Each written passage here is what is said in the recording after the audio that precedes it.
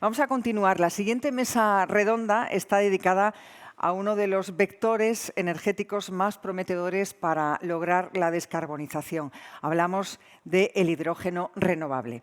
En el contexto actual, como saben, el hidrógeno verde se perfila como una solución clave para reducir las emisiones en sectores difíciles de electrificar, como la industria pesada, hemos hablado de ello, o el transporte de larga distancia. La Unión Europea y España, en particular, están apostando por desarrollar toda una economía del hidrógeno, producirlo mediante energías renovables, distribuirlo y utilizarlo como materia prima industrial y combustible limpio. Sin embargo, las expectativas vienen acompañadas también de grandes retos. Necesitamos reducir los costes de producción del hidrógeno, adaptar infraestructuras, desarrollar nuevas tecnologías de almacenamiento y, algo no menos importante, crear un mercado que demanda este recurso. En esta mesa vamos a explorar el estado del hidrógeno renovable desde la perspectiva técnica y también industrial. Tenemos un panel de lujo para esta mesa con profesionales al frente de iniciativas de hidrógeno en empresas que son líderes. Para guiarnos en este debate nos acompaña como moderador Luis del Barrio Castro, socio de Arthur D. Little, España y experto en energía. Luis, muchísimas gracias. No sé si estás ahí. Muchísimas gracias. Ya puedes subir al escenario. Él se va a encargar de presentar a los panelistas que le van a acompañar y abrir la conversación. Muchísimas gracias y bienvenido. Hola, buenos días. Gracias a todos por estar aquí, sobre todo a la gente de Iberoamérica que está conectada en tiempo real, también siguiendo este evento. Hoy queremos hablar de hidrógeno renovable y no como una promesa de futuro, sino como algo real que ya se está desarrollando a través de proyectos reales, alianzas y de innovación tecnológica, sobre todo. Y porque pensamos que el hidrógeno renovable puede ser un combustible que va a ser tremendamente relevante para la comunidad iberoamericana en el desarrollo de su proceso de descarbonización global y para atender esos lazos entre ambas comunidades. Para eso, pues hoy nos acompañarán Belén Linares, directora de innovación de Moeve, Susana de Pablo, directora de Ingeniería y Tecnología y Digitalización de Enagas, Maribel Rodríguez Olmo, responsable de hidrógeno en Repsol, Sabela Sarandeses, responsable de desarrollo del negocio de hidrógeno renovable en Iberdrola, y Irene Loreto, Business Developer de Large Industrials en Air Liquide. Pues, si os parece, comenzamos directamente con las preguntas. Belén, desde Moeve lideráis, como hemos visto ahora mismo, proyectos punteros de innovación tecnológica aplicada al hidrógeno. Como hemos introducido, el electrolizador realmente va a ser uno de los corazones de este desarrollo, ¿no? Entonces, la pregunta que tenía para ti es, ¿qué impacto puede tener la mejora de la tecnología de electrolizadores, especialmente en términos tanto de eficiencia como la capacidad de hacerlo más modular, como hemos visto en el vídeo, en la viabilidad económica de estos proyectos? Bueno, muchas gracias. En primer lugar, al equipo de Manuel, al equipo del colegio por invitarnos a esta charla hoy.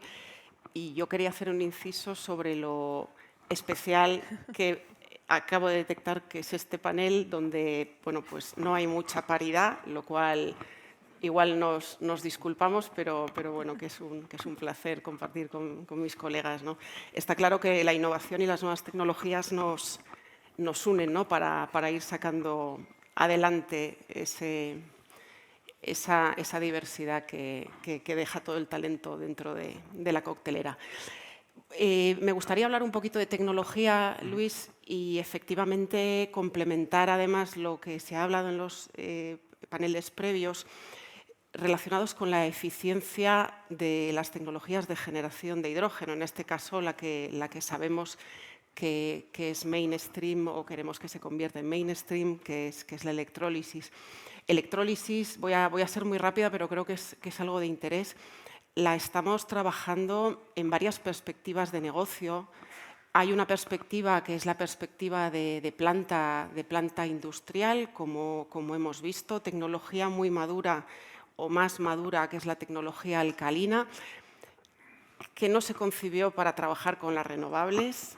Eso es así y yo creo que coincidimos todos, pero que, bueno, que está a mejor precio, que es más escalable a corto y que probablemente sea una tecnología lanzadora que nos permita transicionar.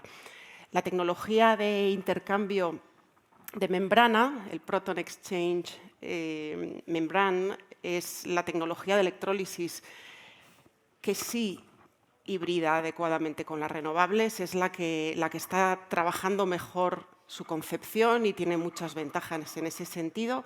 Como comentaba previamente en la exposición de José Manuel, existe referencias, tenemos en España y tenemos que estar orgullosos, tenemos referencias en Castilla-La Mancha, tenemos referencias en el País Vasco, tenemos referencias en Baleares, en las Islas Baleares, pero tenemos referencias a nivel prototipos y demostradores, con lo cual, como ocurre en estas tecnologías tan innovadoras, mucho que aprender y también mucho que equivocarnos antes de aprender. Y yo quería hacer énfasis sobre la exigencia que tiene el mercado en este nuevo negocio y la necesidad que las figuras que igual estamos hoy aquí, ¿no?, que representamos las tecnologías del hidrógeno y de los futuros combustibles sintéticos a partir del hidrógeno y de la electricidad, pues la realidad es que nuestra obsesión, o por lo menos hablo en mi nombre, es continuamente aprender de ese test, de ese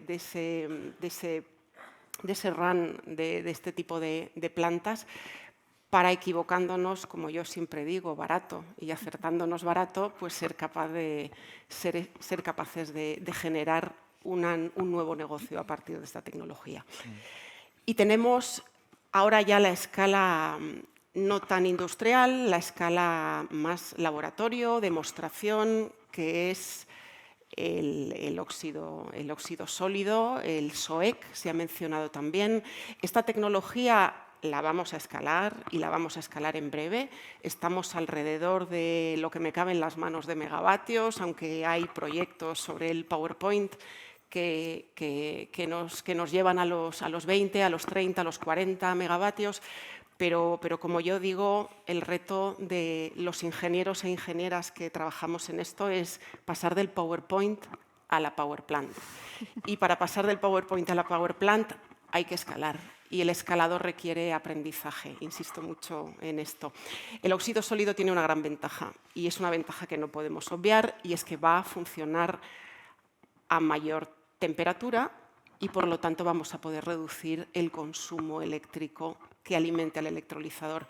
Y esto es muy importante, porque a día de hoy, seguro que se repite entre mis compañeras, mis colegas, el 60 al 70%, en algunos casos hasta el 80% del coste de inversión y de una planta de electrólisis, de generación de hidrógeno verde, es la electricidad. Por lo tanto, el mundo es de agua y de electrones a día de hoy en este ámbito, y eso es importante. Y otra tecnología que está en laboratorio, interesante, a nivel kilovatio todavía, de manera fiable, lógicamente hay también aspiraciones a ir al megavatio y que tenemos en los centros de innovación, seguro que mis compañeras también lo comentan, es la AEM. La AEM también tiene muchas ventajas de futuro, pero la tenemos que trabajar y escalar. Con lo cual, la reducción de coste, la evolución de estas tecnologías en el tiempo, la reducción de coste a través de la innovación y el I+D+I y la inversión que las corporaciones que estamos aquí sentadas hacemos en este sentido, es la que nos va a ayudar a llevar a las plantas industriales tecnología de rigor. La reducción de coste, la evolución de las tecnologías y, finalmente, la escala. Haciendo una analogía con la eólica, los que habéis vivido el inicio de las renovables ya hace más de 25 años, es mi caso también, partimos de aerogeneradores de kilovatio, los fuimos escalando a megavatio y llegamos con todo lo que es el offshore a mastodontes, ¿verdad? Que hemos ido aprendiendo escalando. Los electrolizadores son tecnología que se apila y que va creciendo, ¿no?, a imagen de lo que pasó en la eólica. y ese escalado es el que nos va a permitir penetrar, reducir los costes y llegar al objetivo que necesitamos para poder dotar a la economía de un combustible líquido renovable, un combustible sintético que sea capaz de sustituir al fósil. Yo creo que he respondido más o menos a la pregunta. Muy bien. Lo que me lleva a la siguiente pregunta, ¿no? Si vamos a hacer proyectos de gran escala, va a ser clave también el desarrollar una infraestructura, ¿no? En ese sentido, Susana, Enagás está en el centro del futuro sistema logístico del hidrógeno y mi pregunta para ti era ¿qué papel tiene la infraestructura en la economía del hidrógeno y dónde os encontráis vosotros los mayores cuellos de botella a la hora de desarrollar esta infraestructura? Pues muchas gracias, Luis. Yo también querría empezar dando las gracias a Civitec por contar con Enagás. Es un placer estar aquí hoy con todos vosotros y en un panel con tan alto nivel. También. Bien, la infraestructura. Bueno, nosotros en Enagás, como bien has dicho, estamos liderando el desarrollo de la red troncal, entre otras cosas porque somos el HTNO, el TSO del hidrógeno, desde diciembre del 2023. La infraestructura realmente es lo que aporta o lo que va a aportar la apreciada y cada vez más preciada seguridad de suministro. Es decir, incluso en aquellos proyectos que llamamos proyectos Valle, el hidrógeno viene acompañado de un apellido muy importante que es renovable. Y ese hidrógeno renovable significa que es una energía que se va a producir de una manera no gestionable y con una volatilidad.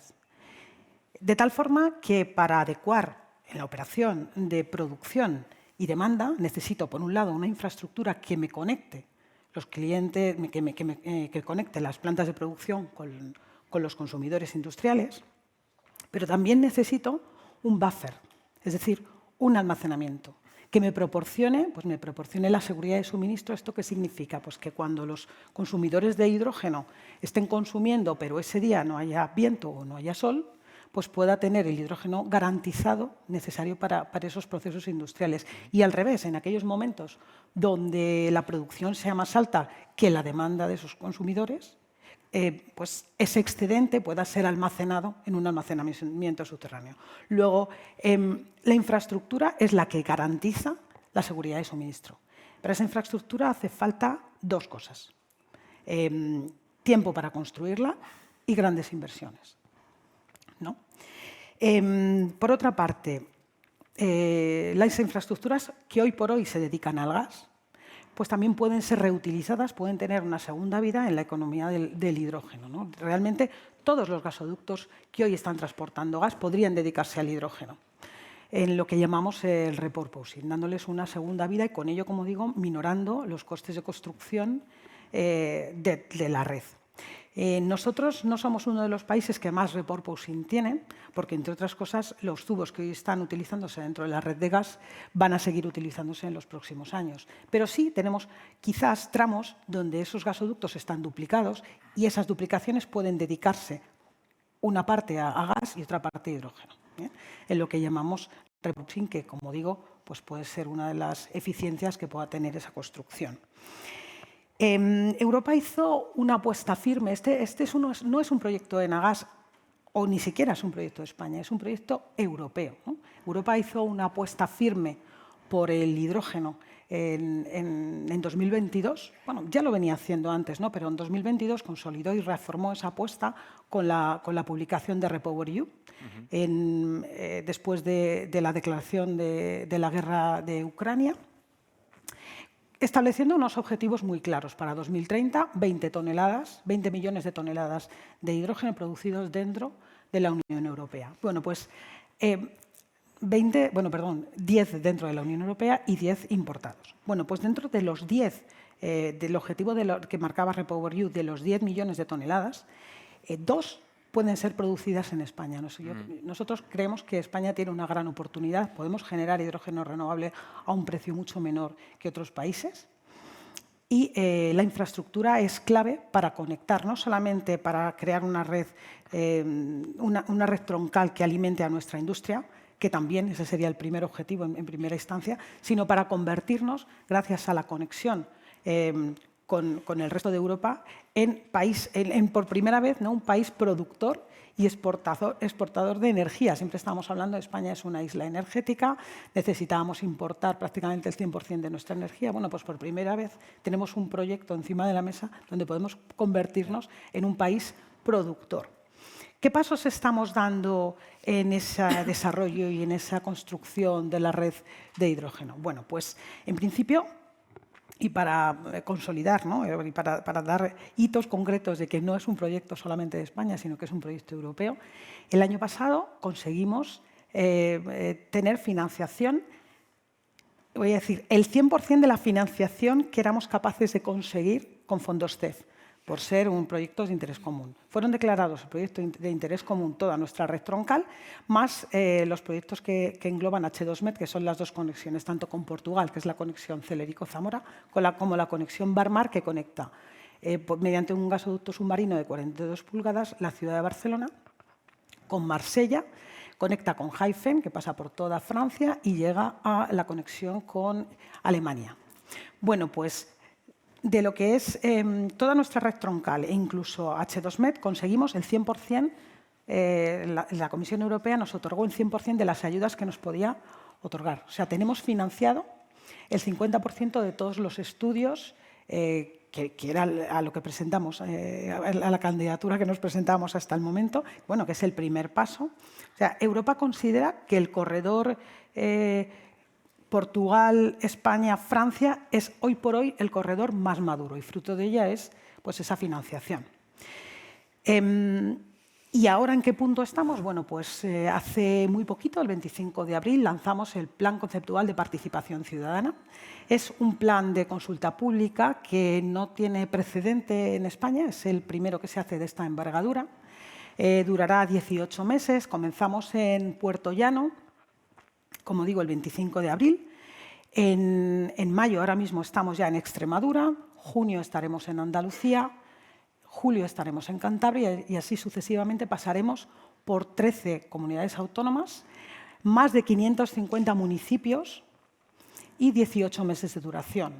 Con este plan conceptual de participación ciudadana lo que queremos es dar voz a todos los stakeholders interesados y, sobre todo, resolver dudas y eliminar miedos, ¿no? Porque uno de los problemas que suele tener siempre un vector energético es el desconocimiento, como todos sabemos. Es muy importante pues, el conseguir llegar a los municipios por los que el tubo va a pasar y realmente pues, resolver eso, sus dudas y escucharles, ¿no? Es un proceso de escucha muy importante y tener en cuenta todas las consideraciones que podamos tener desde el primer momento para incorporarlas en el proceso de ingeniería, que es donde estamos ahora mismo, ¿no? Porque más o menos el ritmo el que vamos a ir viendo cada comunidad pues llevará, más o menos sigue los pasos del desarrollo de la ingeniería básica y de detalle, bueno, de la ingeniería básica.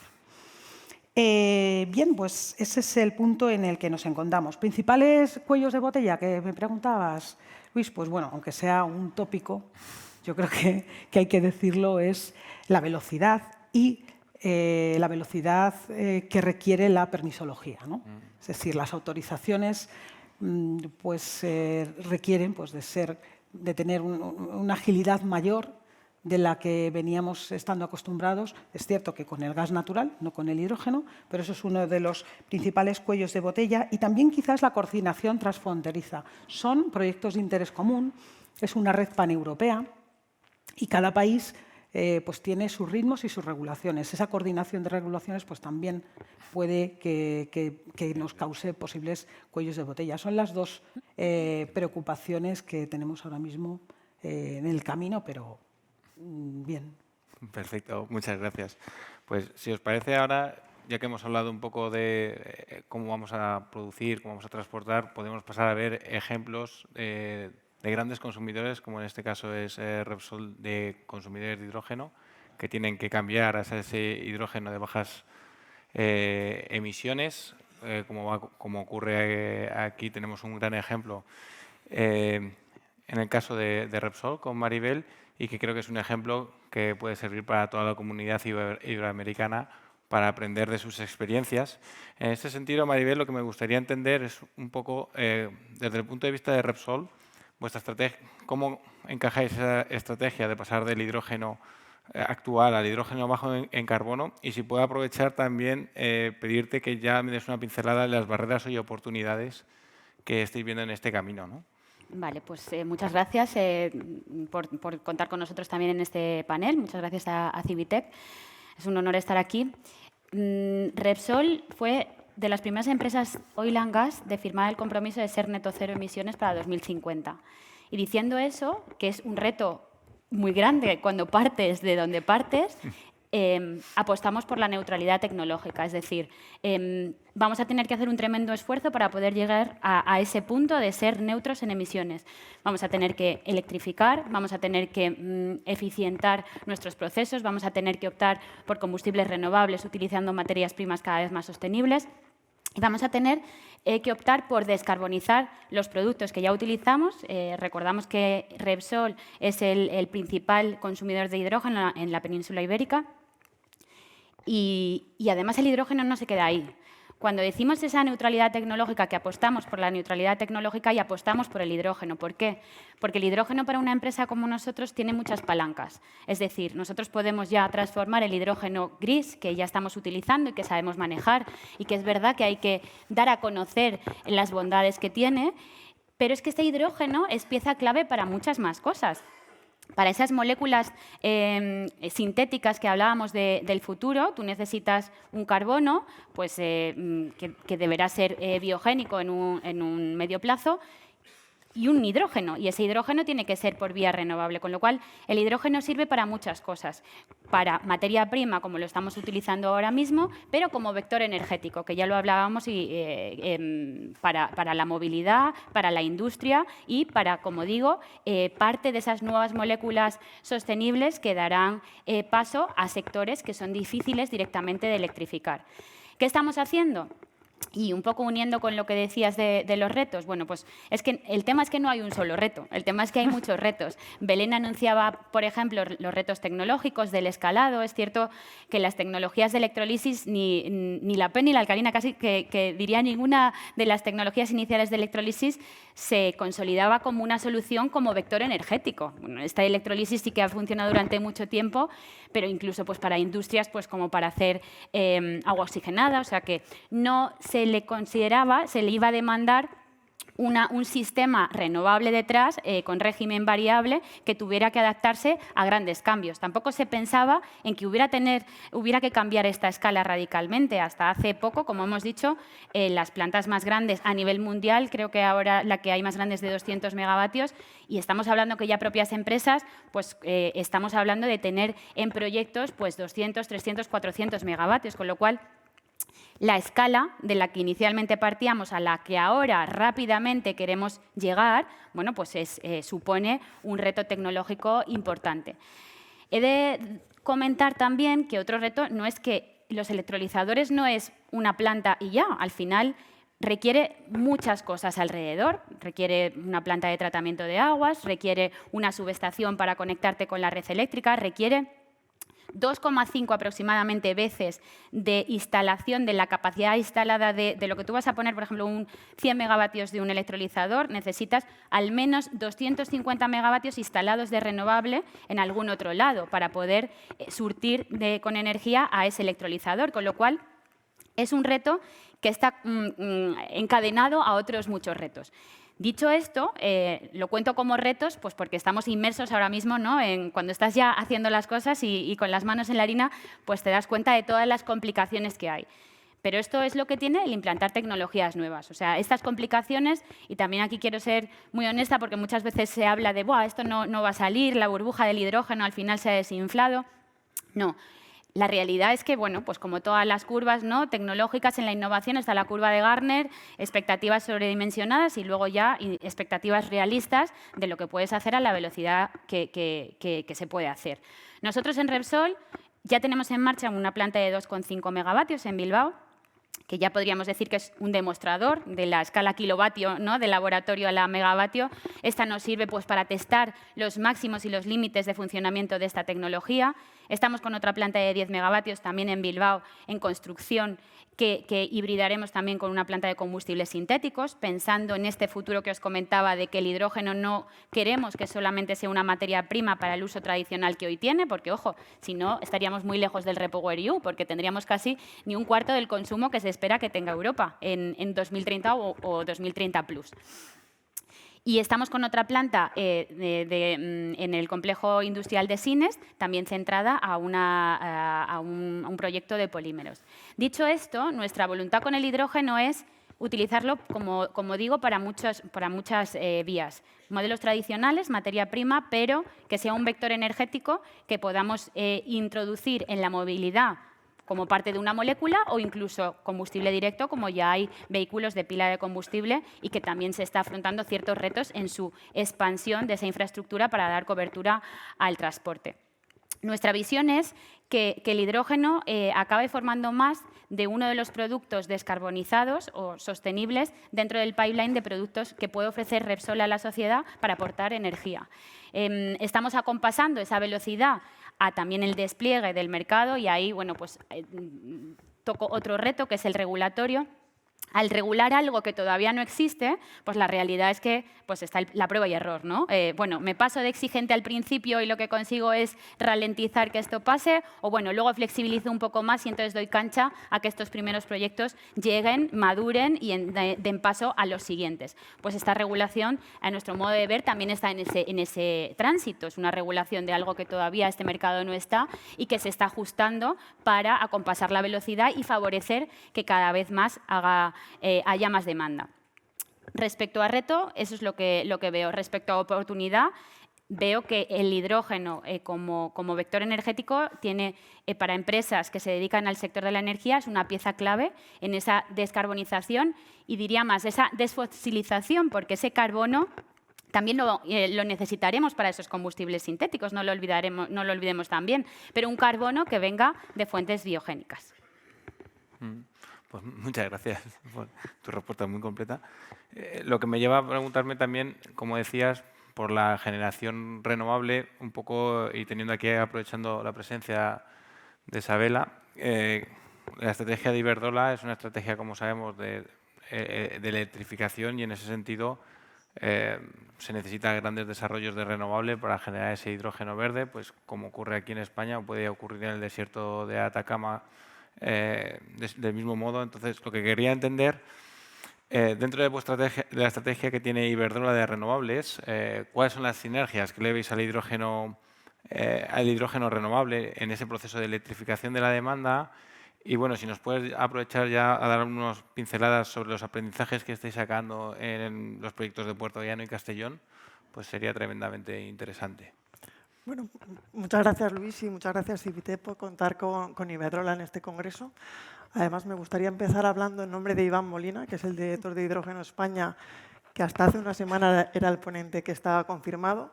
Le he preguntado, he dicho, ¿no te has atrevido a estar con 4 mujeres? Me ha dicho que no, que de verdad que hubiera estado encantado, pero bueno, así ha coincidido que estamos 5 mujeres y espero que en otros congresos se repita esta situación.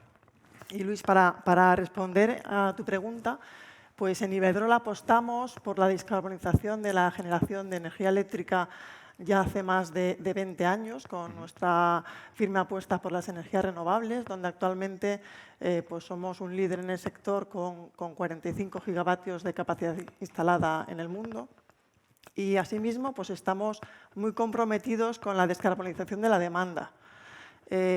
Para conseguirla pensamos que la electrificación es la forma más eficiente y además es la más económica.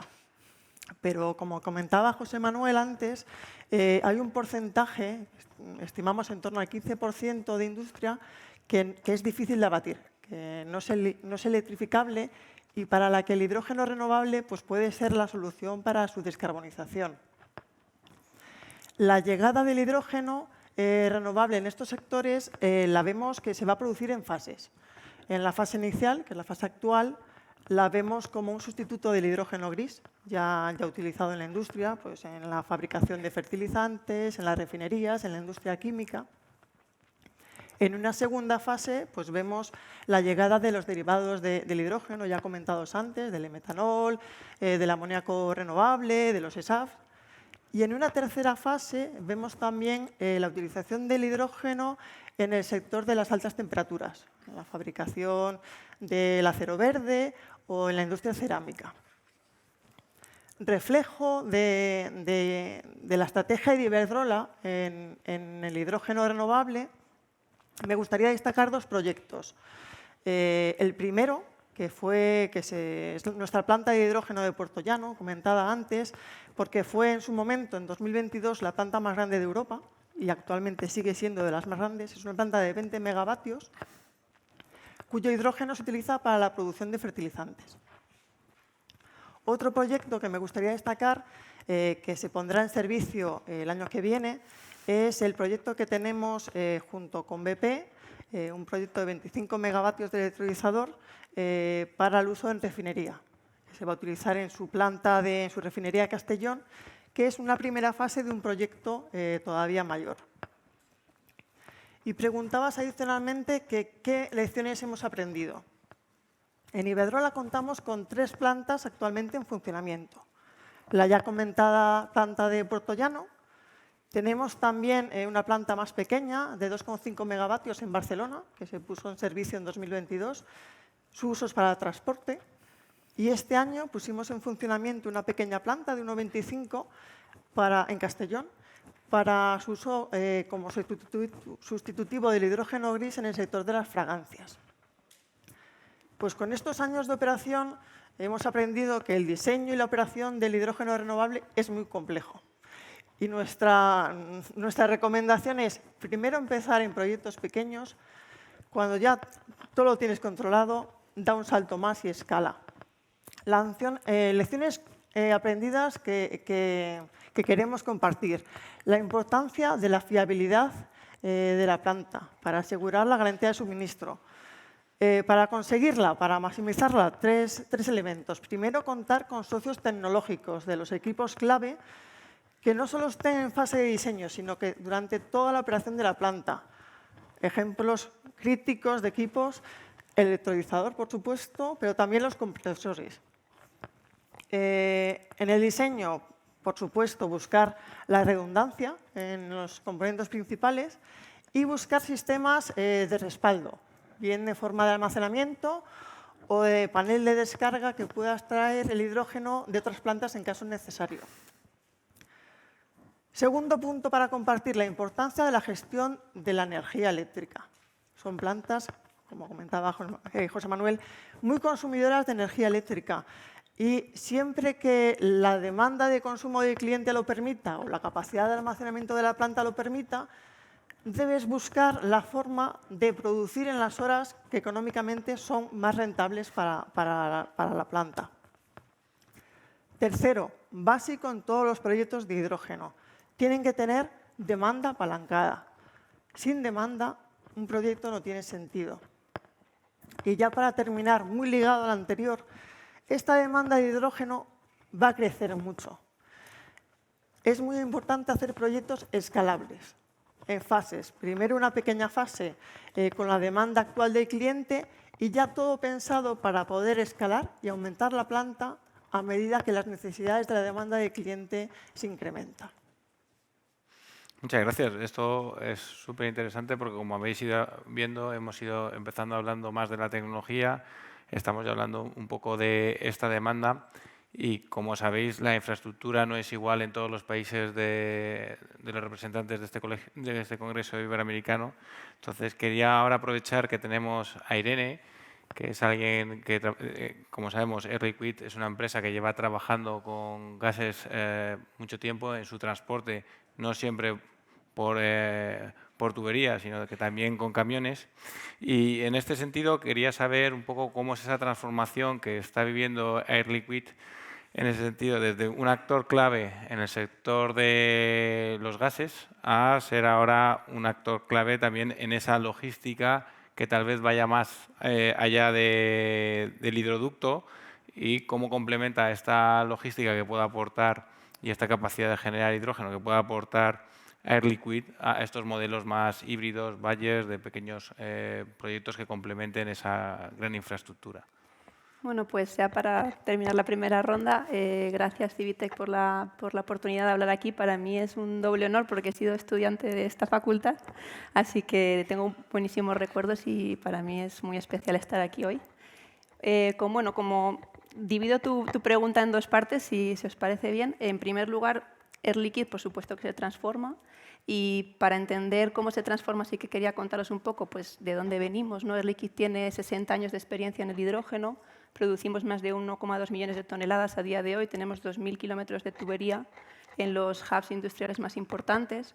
Y con esto transmitiros que hay un conocimiento y una experiencia en el grupo muy fuerte en todo lo que se refiere al diseño, la construcción, la producción, la purificación, el almacenamiento, el transporte de una molécula que, bueno, la verde es más nueva, por así decirlo, pero el hidrógeno es muy antiguo, por así decirlo, ¿no? Entonces, bueno, para nosotros, ¿qué supone, ¿no?, la transición energética y toda esta nueva era, por así decirlo? Para mí tiene dos componentes, ¿no? Para mí, Air Liquide se transforma, por supuesto, con un componente de innovación tecnológica muy fuerte. El grupo tiene más de 3.000 personas trabajando en investigación y desarrollo y lleva apostando mucho tiempo por tener un abanico de soluciones y tecnología para producir y sustituir esos 1,2 millones de toneladas que os comentaba, que la mayoría son de origen fósil a día de hoy, pues transitar hacia el hidrógeno renovable y el hidrógeno bajo en carbono. Os quería dar 3 ejemplos de cómo por qué hablo de un portfolio y un abanico, para, ¿no?, un poco remarcar la visión de que no solamente será una única tecnología y una única vía. El primer ejemplo es la apuesta fundamental de Air Liquide por el hidrógeno electrolítico, como creo que pues hay aquí, ¿no?, un consenso. Air Liquide empezó más allá, pero así como el primer dato, 2018, con un electrolizador de 1,25 megavatios en Dinamarca. De ahí hemos pasado a tener 3 plantas de 20 megavatios en Taiwán, en Canadá y la última en Alemania, que entró en operación el año pasado. Y con esto hemos probado diferentes tecnologías, hemos probado diferentes fabricantes, hemos puesto en marcha, pues ya os digo, 4 plantas y es la famosa, ¿no?, learning curve, y esa experiencia pues es lo que nos ha dado todos esos proyectos, ¿vale? En el 23 constituimos una joint venture con Siemens Energies para construir una fábrica de electrolizadores en Berlín, que ya está fabricando los stacks para el proyecto de Normandía, que son 200 megavatios para suministrar a Total. Este proyecto ya está en construcción y entra en operación en el 26. Entonces, para que veáis un poco cómo ha sido la trayectoria, y que muchas veces pues sí que estoy de acuerdo que empezar en lo grande pues tiene muchos retos, y nosotros hemos apostado por esa progresividad y esa curva de aprendizaje que nos lleva a confiar en que cuando hagamos la puesta en marcha de un 200 megavatios, que es 10 veces más de lo que tenemos a día de hoy, pues tenemos la confianza de que vamos a ser completamente capaces. Además, hemos anunciado hace poco 2 electrolizadores más, uno de 200 megavatios y otro de 250 en Rotterdam y en Sealand, los 2 en colaboración con Total, que están previstos para el 27 y el 29. Con esto también un mensaje, ¿no?, un poco con lo que comentaba Susana de la garantía de suministro. Nosotros, nuestra estrategia es los electrolizadores y la producción de hidrógeno siempre en un basin industrial, sobre todo donde ya estamos presentes, porque el electrolizador se va a mover como un yo-yo, la refinería no puede aceptar ese suministro y es importantísimo tener otra contraparte que te haga ese balance. Entonces, por ejemplo, para poneros el caso de Normandía, el electrolizador está conectado a un pipeline con 2 SMRs que tienen planes de descarbonización, pero que sin el SMR, el proyecto en conjunto, Steam Methane Reformer, no sería viable técnicamente, ¿no? Eso por una parte, ¿no?, la pata como electrólisis. Por otro lado, también en colaboración con Total, muy el suministro de hidrógeno renovable a biorefinerías, sus nuevas biorefinerías en La Met y en Grand Puy, que ahí lo que más casa, y eso es un mensaje que os quería dar, un poco el valor de Air Liquide es, no tiene que ser electrólisis sí o sí, no tendrá que ser lo que mejore en casa con el business case. Y ahí la integración de las corrientes que tiene como subproductos reciclables, recicladas y biogénicas que produce la biorefinería es con lo que alimentamos la del reformador. Entonces hay una biopsis y una integración muy buena que en este caso es lo que mejor funciona. Y por último, pues el proyecto Enhance, que es un desarrollo a talla industrial de producción, liquefacción y distribución de hidrógeno a partir de amoníaco. Y aquí Air Liquide está invirtiendo en una planta de cracking de amoníaco, un piloto, en Antwerp, que servirá para luego la talla industrial. Es un poco cómo se transforma de la parte de innovación y luego, por supuesto, ahí están todos los nuevos usos, ¿no? Como ya hemos hablado, pues el uso del hidrógeno en el sector del cemento, del acero, de la química, de la movilidad. Ahí, pues para Air Liquide tenemos toda la experiencia y nos metemos en nuestras nuevas oportunidades, apostando pues por todos. Y estoy viendo que estás mirando el reloj, así que ya con esto solamente como concluyo, ¿no? Para mí, me preguntas por la logística. La logística para nosotros será híbrida. No, ya he comentado pues, el tema de los pipelines. Tenemos por supuesto, semirremolques de hidrógeno a 200, 300 bar, pero cuando la talla de los proyectos, sobre todo los de movilidad, requieran toneladas en esas hidrogeneras, por supuesto que apostamos por el líquido.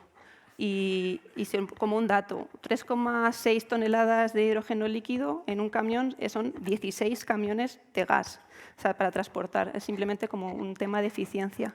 Y aquí el grupo pues, está también invirtiendo mucho en esa tecnología y en ese desarrollo porque vemos que al final se van a necesitar todos esos mecanismos para mover el hidrógeno. Muchas gracias. Nada. Bueno, como vemos, la escala, la tecnología es importante. Belén, tengo una pregunta bastante complicada para ti, que además espero que me puedas contestar de manera breve, que es básicamente la tecnología es importante, la escala es importante, pero ¿cuáles son los retos regulatorios realmente y financieros que afrontan estos grandes proyectos, ¿no? Al final del día, ¿qué es lo que podemos aprender de la experiencia vuestra en este sentido? Sí, yo un poco complementando la ronda que se ha hecho, yo creo que está claro, ¿no? que esto es un reto sectorial.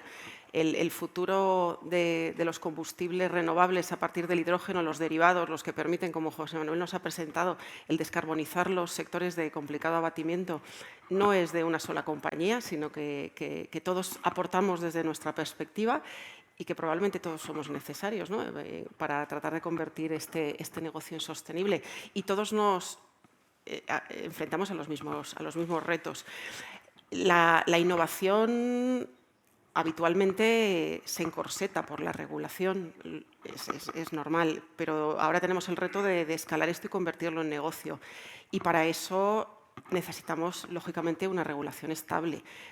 A día de hoy, uno de los grandes retos que tenemos en el ámbito de los combustibles renovables o de los nuevos mercados del hidrógeno, nuevas demandas, movilidad sostenible a partir del hidrógeno, es evidentemente esta normativa cambiante y sobre todo en evolución, porque empezando por la garantía de origen renovable, que es la que nos permite diferenciar el resultado con respecto a los combustibles fósiles, o la regulación también relativa a toda la cadena de valor. Esto es regulación de renovables, el hidrógeno verde no puede ser sin renovables.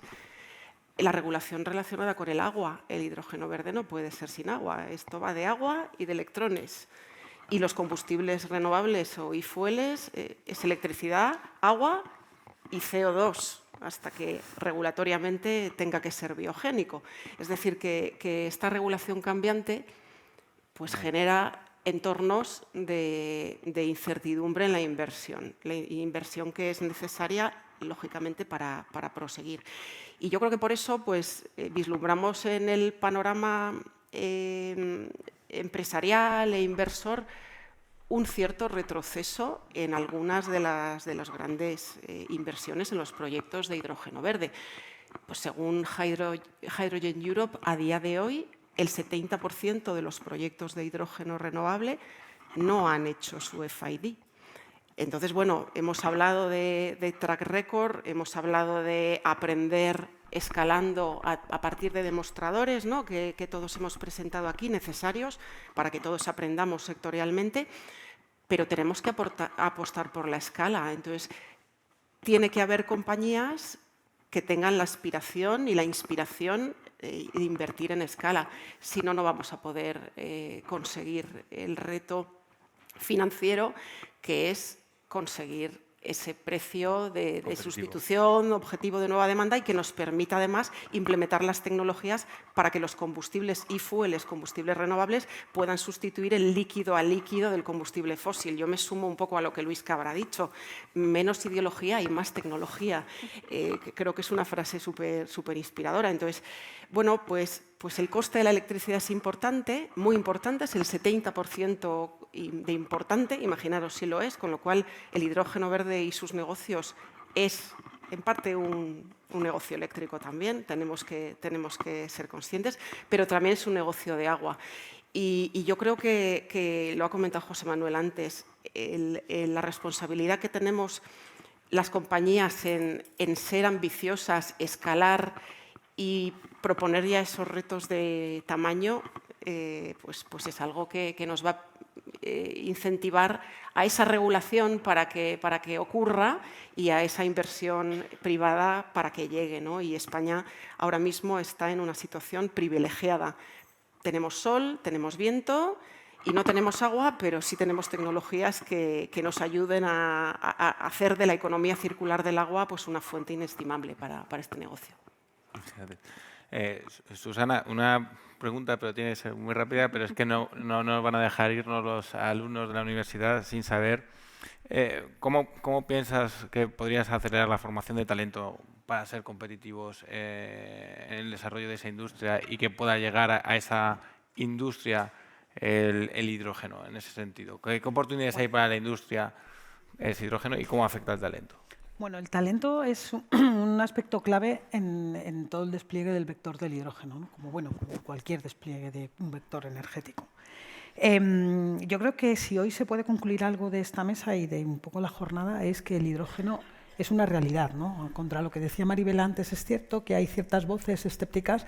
Bueno, no darse cuenta de que el hidrógeno está pasando, pues es no darse cuenta de una realidad, ¿no? Y hoy lo estamos viendo aquí. Nosotros estamos representando a compañías que están haciendo reales pues muchos planes que están dejando de ser planes y están siendo realidades, ¿no? Nosotros estamos construyendo 2.600 kilómetros de hidroductos que van a estar en el 2030 y eso es una realidad. Y eso requiere talento y requiere adaptación de las cadenas de suministros. Muy rápidamente, nosotros hemos estado analizando toda la cadena de suministros que afecta a toda la construcción, desde fabricantes, ingenierías. Nosotros hemos hecho ya contratos, estamos trabajando con contratos marcos con ingeniería que hoy están desarrollando los proyectos de ingeniería. Luego vendrán fases de construcción. Es cierto que en la parte de construcción en los últimos años se ha venido desinflando porque bueno, pues la construcción de gasoductos que había en el año 2010 no es la que había hace 5 años, pero digamos que el mercado tiene tiempo para esas fases de construcción y demás rearmarse y lo que sí que podemos decir es que hablando con todas esas compañías de nuestra cadena de suministro hay muchas ganas de invertir en talento y de hacer cosas y de proyectos de crecimiento como el que estamos diciendo. El talento, bien, y me gustaría además aquí remarcar algo importante. Nosotros sabemos hacer las cosas, lo llevamos probando en los últimos años, ¿no? De hecho, por eso estamos aquí, porque hemos hecho las cosas bien. Entonces, tenemos que saber aprovechar nuestro know-how, nuestro conocimiento, pero añadirle toda la parte de digitalización que ahora mismo está siendo pues muy importante porque es una gran palanca de crecimiento y de crecimiento muy rápido como el que necesitamos. La inteligencia artificial es una de las nuevas disciplinas que se ha incorporado a nuestro día a día y yo creo que bueno, si pasa un día sin que hablemos de inteligencia artificial parece que no ha pasado el día, ¿no? Y esa inteligencia artificial va a formar parte pues, de esa innovación que comenta Belén, de esos proyectos y yo creo que ayuda mucho a este despliegue tan rápido que queremos realizar. Con lo cual, al talento yo diría, tenemos que seguir haciendo las cosas bien, pero añadiendo esas nuevas componentes de digitalización y de inteligencia artificial al talento que ya de por sí tenemos. Pues muchas gracias. Bueno, teníamos más preguntas, pero nos hemos quedado un poco sin tiempo. Disculpadme por eso, por haber moderado un poco los tiempos, pero eran respuestas súper interesantes, súper completas. Daros muchísimas gracias. Creo que el panel sí que ha reflejado lo que queríamos, que era ver que el hidrógeno es un vector energético a futuro, con una cadena hoy y a futuro, con una cadena de valor completa, que es un reto industrial y una oportunidad para España y para todos los países iberoamericanos, que hay que hacer colaboración como hemos visto aquí, público-privada, colaboración entre empresas. La buena noticia es que parece que estamos mucho mejor que hace 3 años. La mala será que dentro de 3 años veremos que nos habíamos equivocado en muchas cosas, pero como suelen decir los ingenieros, si todo va según lo previsto, probablemente es que nos habíamos olvidado de algo importante. Sin más, deciros que muchas gracias a todos por compartir vuestro conocimiento. Ha sido súper interesante y yo creo que podemos seguir pensando en que el próximo año sigamos hablando de las preguntas que nos han quedado sin contestar. Muchas gracias a todas. A vosotros.